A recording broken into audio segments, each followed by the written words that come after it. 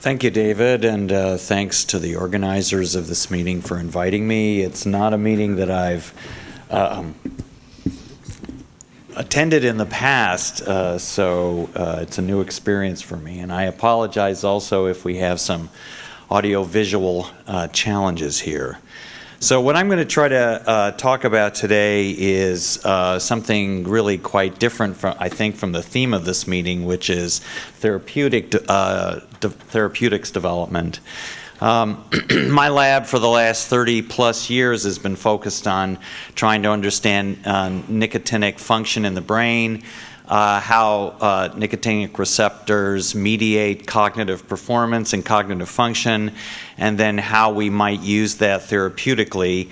And so we've explored and continue to explore a number of possibilities in this area, and I'm going to just highlight a few of them today.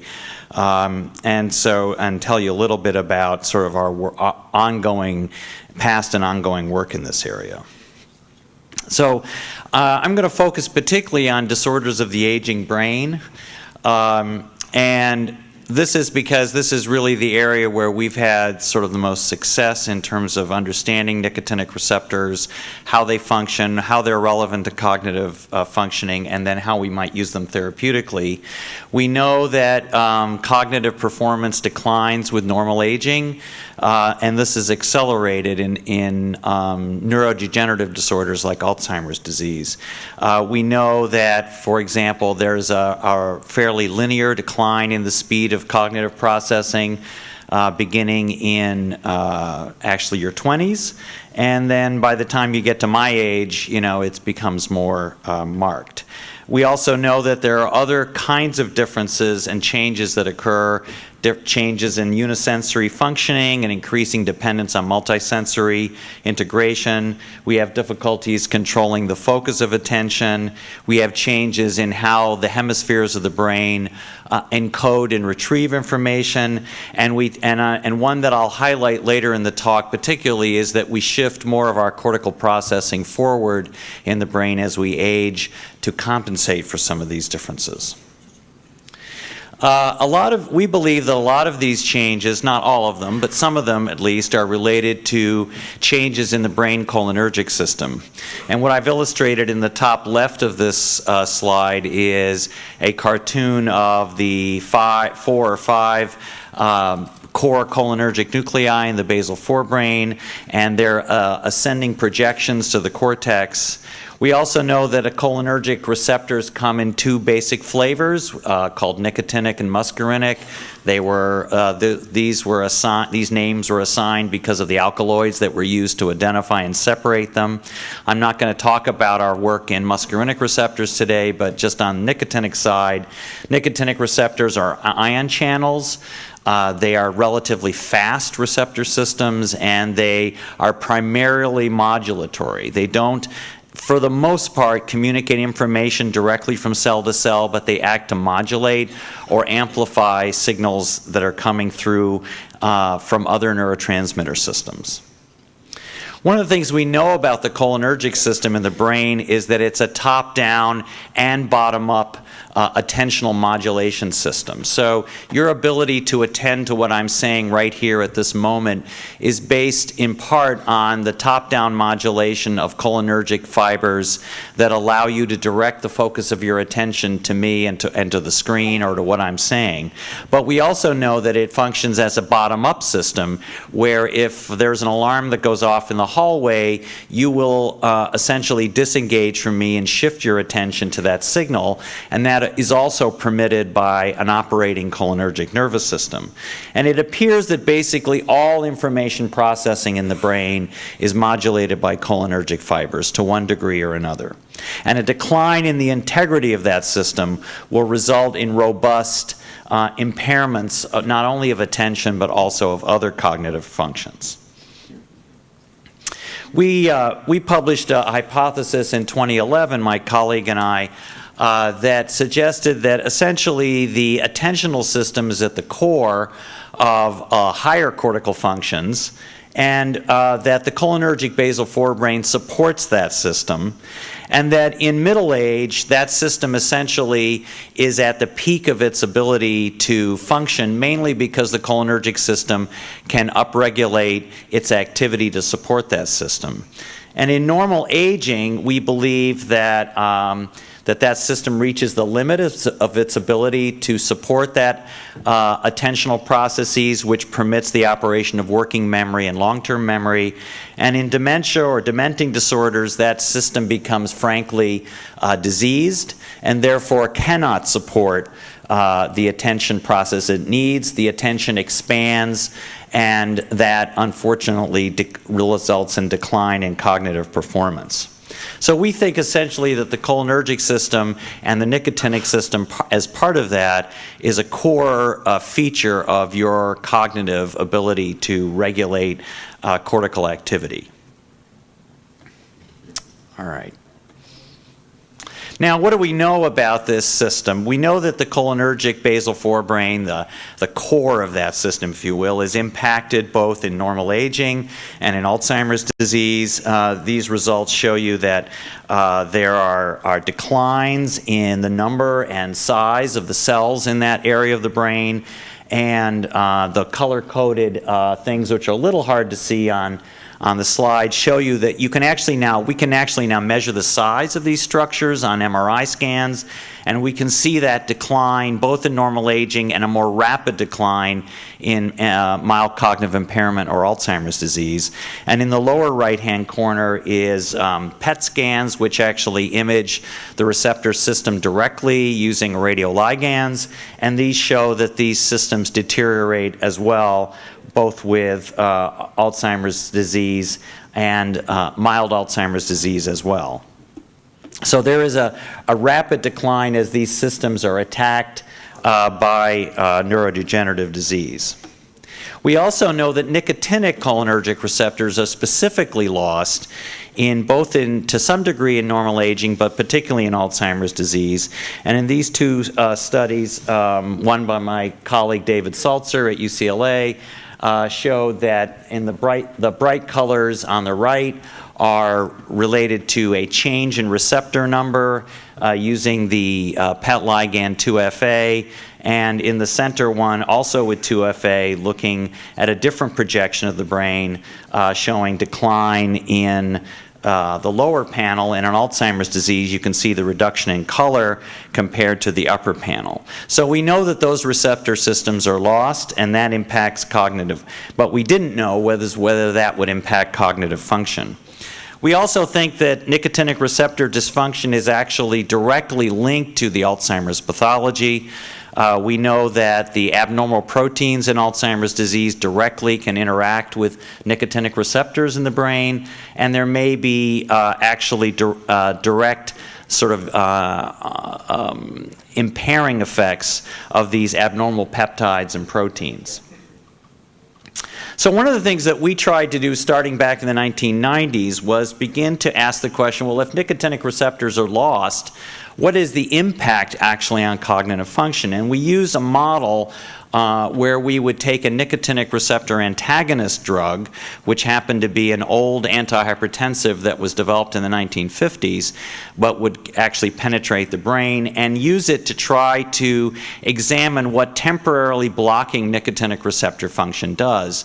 And what we found in a series of papers over a course of several years was that if you block nicotinic receptor function gradually, you actually impair new learning. And so this is a graph of 3 different populations of young normals, elderly normals, and Alzheimer's disease patients, showing that as you gradually increase the dose of nicotinic receptor antagonists, you can actually impair learning, the number of errors that they make on this nonverbal learning task increases.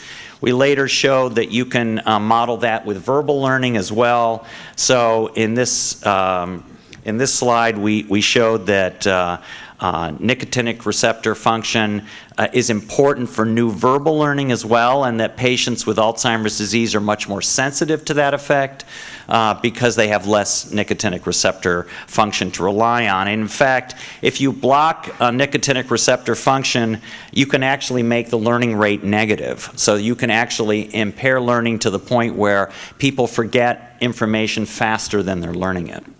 So nicotinic receptor function seems to be critical for new learning as well as attention.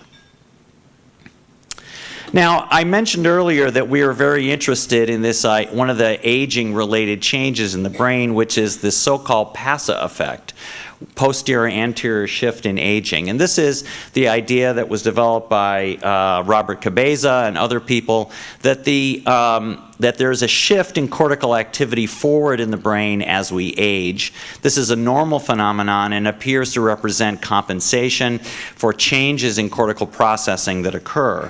And this is non-task specific. It occurs across cognitive domains, so it's not just one particular task. And we wanted to see if we could model this with nicotinic antagonist function. And what we showed in the mid-2000s is that by blocking nicotinic receptor function and putting people in the scanner, we were able to reproduce this increase in cortical activity forward in the brain. And in this paper, we actually reproduced the PASA effect. So it does seem like that intact nicotinic function seems to be important for manifesting the compensation that is necessary in normal aging and perhaps in disorders like Alzheimer's disease. And so even when you maintain performance, if you block nicotinic receptor function, you can actually push cortical processing forward. We actually showed that you can do this both in working memory, which is very frontal lobe dependent, as well as episodic memory, or memory for recent events, which is dependent on the hippocampus, which is a major structure that's damaged in Alzheimer's disease. And we showed also in this paper that we increase cortical activity, especially for words that are well remembered, in the inferior temporal gyrus, the anterior hippocampus, and other structures as well. And so we were able to dissociate, in this particular study, encoding and retrieval. So we can dissociate when words are, or when information is stored, and then when it's brought back into conscious memory. And nicotinic receptor function, again, seems to be involved in both of those processes. And finally, we actually looked at a group of individuals who reported changes in their cognitive functioning even in middle age. And what we did was we compared those to individuals who were matched but did not report these changes. And what we showed in this paper in 2013 was that these individuals actually kind of reproduced this effect.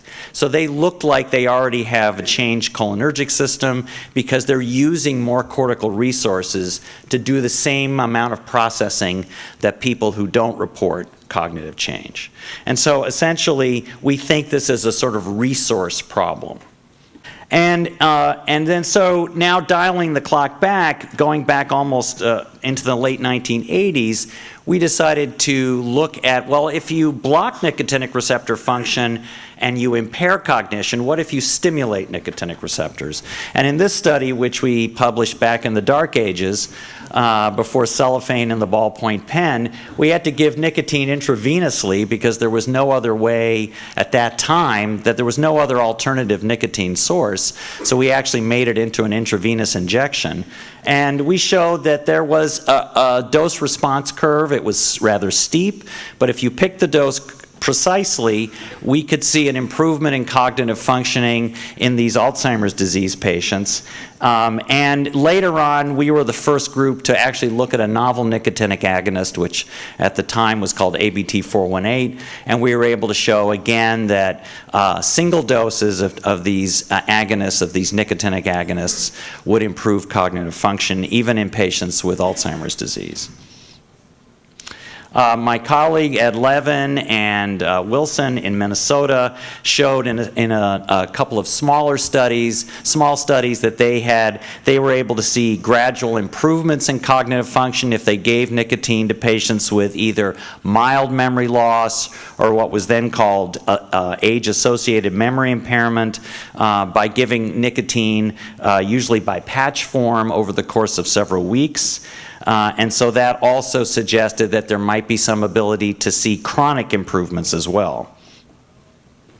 So beginning in the early 2000s, we convinced the National Institute on Aging in the U.S. to give us some money to run a pilot study of stimulating chronically nicotinic receptor function in patients with mild memory loss, and what we call MCI, which is the precursor condition to Alzheimer's disease. And this was a pretty simple study design. It was basically a parallel group. We assigned half the patients to placebo patch for 6 months and half to a nicotine patch. We titrated them up over the course of about a month, and we simply left them on the patch and measured their performance periodically. And these were individuals who were in their early 70s, early to mid 70s, and interestingly, their genetics, we were able to genotype them and found that about 40% of them had one of the high-risk genes for population risk factor genes for Alzheimer's disease.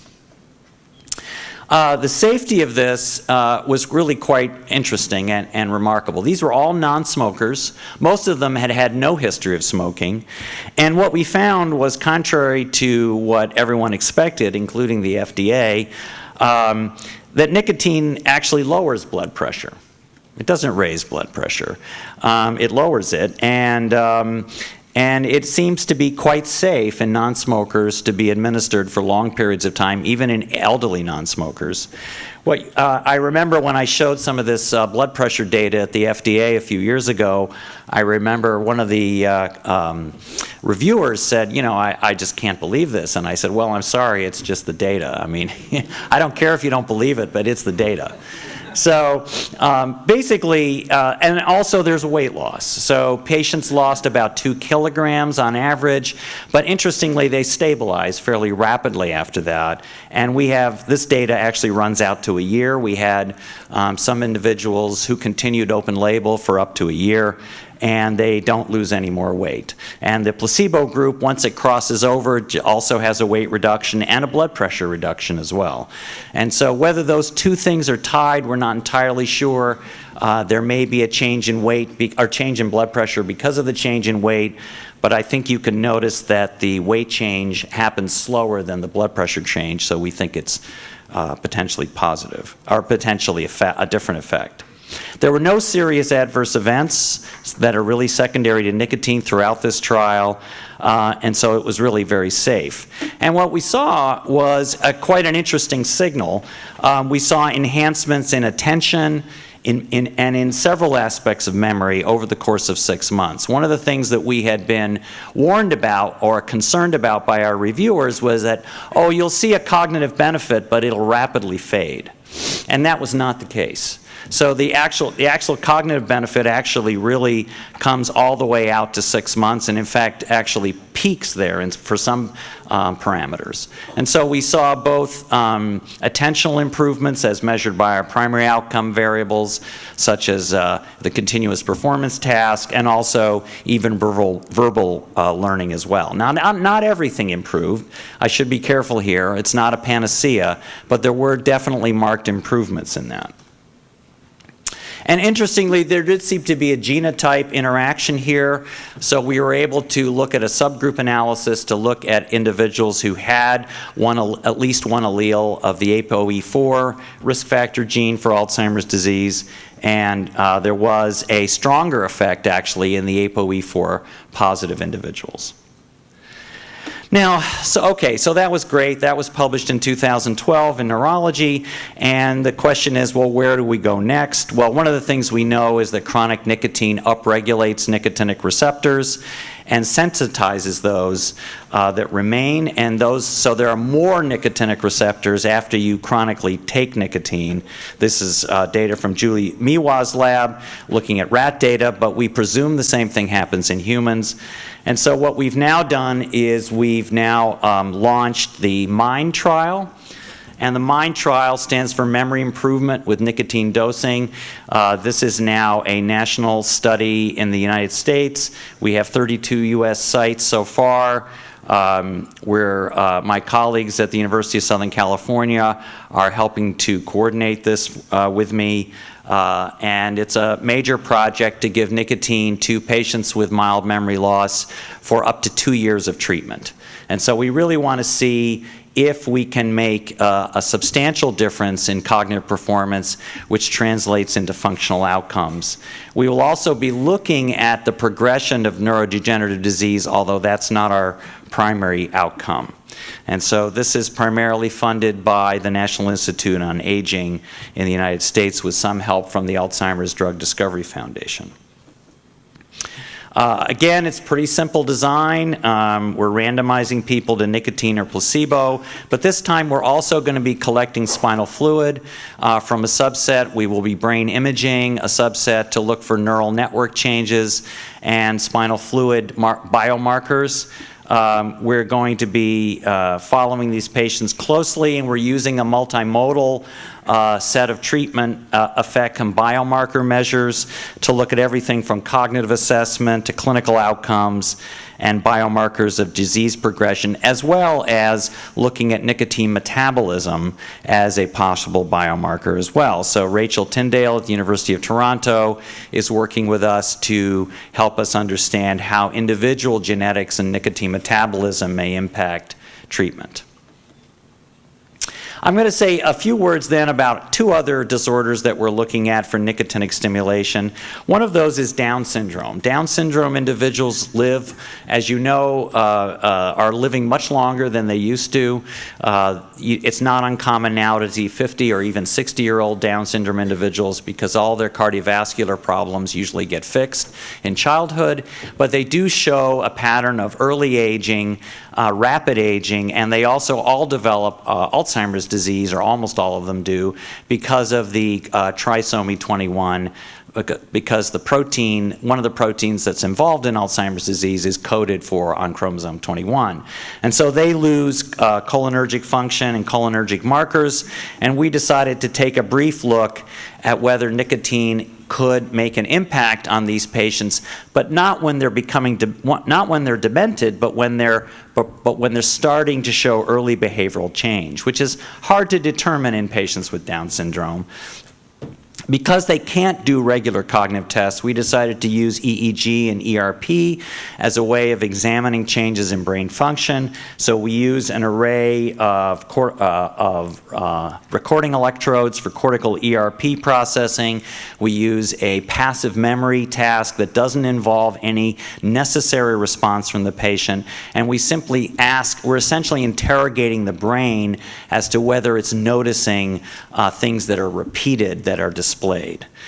And what we found preliminarily is that nicotine essentially, up to a month of treatment with nicotine, essentially restores the brain's ability to distinguish novel from repeated items. And so this change in this is the P300 curve. Basically, my colleague Sasha Key has shown previously that as individuals with Down syndrome age, they lose this essentially ability to detect a repeated stimulus, and nicotine, this is the yellow line on these graphs, essentially one month of treatment essentially restores that novelty, the brain's ability to detect novelty, which is to detect repeated items, which is quite interesting. So we are now moving forward to try to expand this. This was only an N of 5 individuals, but we're with the exception of this one individual. So I wanted to show you this. This was the youngest individual in our cohort, and he was a high-functioning individual in his mid-20s. And when my RA, my research assistant, came and showed me this data, she said, well, listen, I've got bad news for you. This guy actually got worse with treatment. And I said, well, no, that's actually quite interesting because, in fact, he's a high-functioning individual, and nicotine actually made him worse. And that was a hypothesis that we predicted some 25 years ago, was that if you're functioning at the top of your game, nicotinic stimulation or flogging your nicotinic receptors with nicotine is not going to improve your cognitive function, but will actually make it worse. And that was what happened in this one particular individual. And so we were pleased, I was pleased that this actually suggested there was some specificity to the effect of nicotine on cognitive function. And finally, I just want to touch on some work that my colleague Warren Taylor has been doing in our center, where he's been focusing on late life depression, which is another cognitive disorder. We believe that depression involves an impairment of reward mechanisms and cognitive control networks. And he's been exploring whether nicotine might have a role in enhancing those cognitive control networks, which would help alleviate depression. And in this model that he developed, essentially nicotinic stimulation may enhance the activity of central executive networks in the brain, change the functioning of salience networks and default mode networks in the brain, which may lead to changes in the bias to negative stimuli and improve mood and cognition. And so this paper has just recently been published. This was an open-label pilot study looking at late-life depression patients with transdermal nicotine. And what you're seeing here is a robust decline in depression scores over the course of 12 weeks. Now, I emphasize this is an open-label study, so it has all the caveats of that.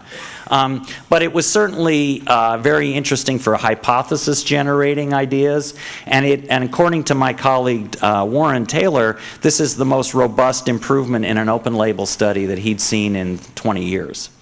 And so we think there's a strong possibility that this may be helpful in as an augmenting strategy, and we've actually put in a large proposal to the NIMH, the National Institute of Mental Health, to actually carry this forward and look at brain imaging during this process. And we can also use EEG to look at target engagement. And in this task, we also use in this study, we also use the ERP tasks, and we were able to see shifts in essentially cortical power and power across different frequencies that suggested that we were hitting the target in a way that would allow us to then use this as a biomarker going forward. So then, in summary, where we're going next with this is we're really focusing on neuronal networks, because the brain, at its core, is not only a series of chemical systems, but it's a series of neuronal networks. And really, that's where we think the action is in terms of understanding drug treatment effects, is that we have to be able to actually look at how these neuronal networks get altered in the presence of disease and in treatment. And so we're now focusing our efforts going forward on using neural networks within the brain as a target for drug development and nicotinic enhancement. And so we've evolved from a primary focus just on memory or cognitive performance to a focus on neural networks. And so we really have kind of come to this model here, this relatively simple model, that alterations in neural network functioning will predict whether a drug treatment like nicotine will enhance cognitive function. And we think it's particularly relevant to syndromes that represent accelerated cognitive aging. So we are also exploring nicotinic treatments in disorders as diverse as HIV, chronic HIV infection, which lead to cognitive impairment, and even things like post-chemotherapy related cognitive decline. All of these may be impacted by enhancing nicotinic receptor function, which actually may be orthogonal to underlying disease processes. So I just want to impress upon you also the idea that this is an intervention that has to be done early. So we've seen this curve before, that nicotinic stimulation enhances cognitive function. If you're on a low end, see if I can get my little video, well, no. Can someone click on that and just maybe get that movie to operate for me? There we go. So the idea that the upside down U-shaped function operates is I think well understood at this point, that if your functioning is at a low point, nicotinic receptor stimulation or cholinergic stimulation will enhance it. But now if you make this graph three-dimensional, you can see that as neurodegeneration occurs, the dynamic range of this response declines. And so this is why cholinergic therapies fail ultimately in Alzheimer's disease, because the dynamic range that they can operate on declines. And so we really want to intervene as early as we can in these, especially in degenerative disorders, so that we can essentially maximize the impact of nicotinic therapies. So I'll just end here and just suggest that cognitive impairment that is secondary to a brain disorder and aging is a particular target for nicotinic stimulation. And these include just some of the ones that I've listed here. And so such treatment may be symptomatic. We don't know if it will be a disease modifying. That's a separate question that I don't have time to go into here, but there's some evidence that nicotinic receptor stimulation may be disease modifying as well. But it certainly can be symptomatic and also improve quality of life, if not quantity. So I'll just list a few of my collaborators and a few of the many funding partners that we've had over the years in some of this work, including the National Institutes on Aging, the Alzheimer's Association, the Alzheimer's Drug Discovery Foundation, and many other individuals and foundations as well. So I'll stop there and thank you very much.